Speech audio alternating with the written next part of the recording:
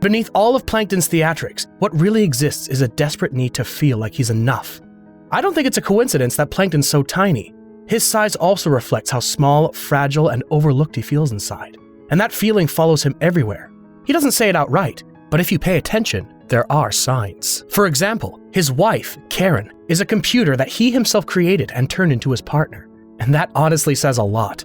On one hand, it reflects a genuine desire for love, but since she's a computer, it also reveals a deep fear of rejection, precisely the way he's probably felt all his life. But instead of confronting his shortcomings, what Plankton does is disguise them with an enormous ego and an excessive ambition for power and control. And this fits perfectly with what is known in psychology today as compensatory narcissism. It's when someone deep down feels inferior, but instead of acknowledging or processing that pain, they cover it up by constructing an inflated self-image. They become ambitious, overly competitive, and obsessed with proving themselves, not from a sincere desire to grow, but from a desperate need for external validation. Because when someone constantly has to shout about their greatness, it's often because they don't truly believe it in silence. And that's exactly what we see in Plankton.